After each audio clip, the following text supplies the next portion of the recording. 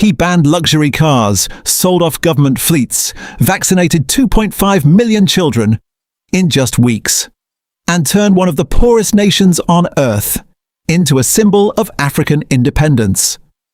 But 4 years later, he was gunned down by someone he trusted. So the question is, what did Thomas Sankara do that made powerful people want him dead? Stay with me. In 1983. Most of the world had never heard of Burkina Faso. Back then, it wasn't even called that. It was Upper Volta, a poor, landlocked country in West Africa, controlled not just by its government, but by foreign influence, debt, dependency, and silent control. Then came a young army captain, Thomas Sankara. Charismatic, disciplined, different. He wasn't like other leaders. He rode a bicycle, played guitar, spoke directly to the people, and most importantly, he believed something radical, that Africa didn't need the West to survive. At just 33 years old, he seized power. But what he did next, no one expected.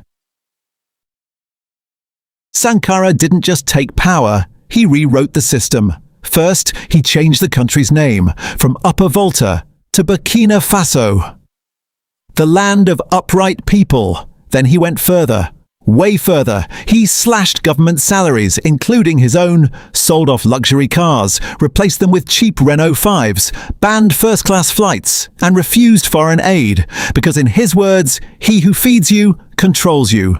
Then came the shock.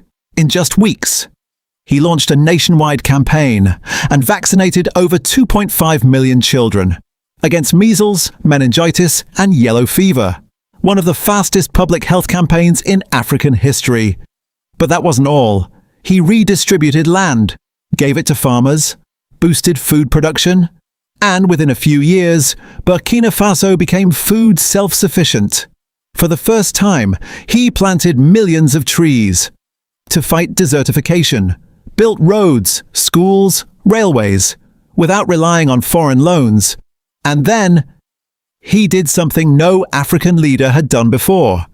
He appointed women to top government positions, encouraged girls to go to school, banned forced marriages, and outlawed female genital mutilation. In the 1980s. Think about that. But here's where things started to shift. Because while the people loved him, not everyone was celebrating. Sankara was becoming a problem, not just locally, but globally. He criticized foreign aid, rejected IMF loans, called out Western exploitation, and publicly challenged African leaders, who he believed were puppets of foreign powers.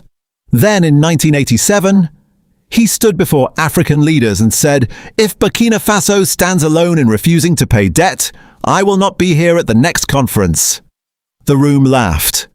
But Sankara wasn't joking, because he understood something most didn't. Debt was control. And if Africa refused it, everything would change. That speech didn't just inspire people, it alarmed governments. Because Sankara wasn't just leading a country anymore, he was becoming an idea. And ideas are harder to control. October 15th, 1987. Gunshots, chaos, confusion. Thomas Sankara was in a meeting, unarmed, calm. Witnesses say his final words were, "Stay where you are." He stepped forward, hands raised, and was shot multiple times. He died at 37. The leader who rejected luxury was buried in an unmarked grave. But here's the part that changes everything. The man behind it wasn't a foreign army. It was his closest ally, his friend, Blaise Compaoré. The man Sankara trusted. The man who stood beside him.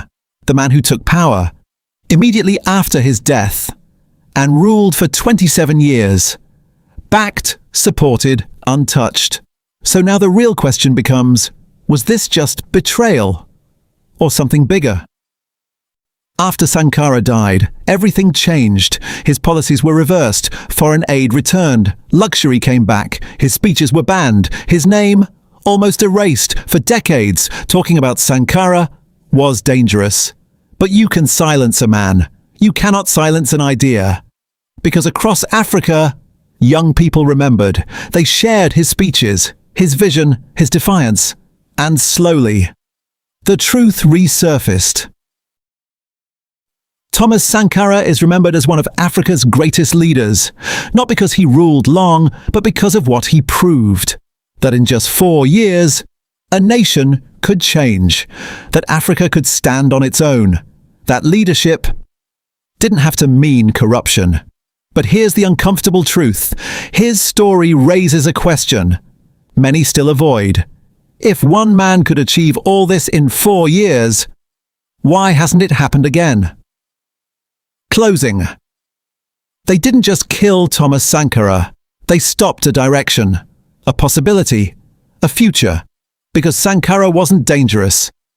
Because of weapons. He was dangerous. Because he made people.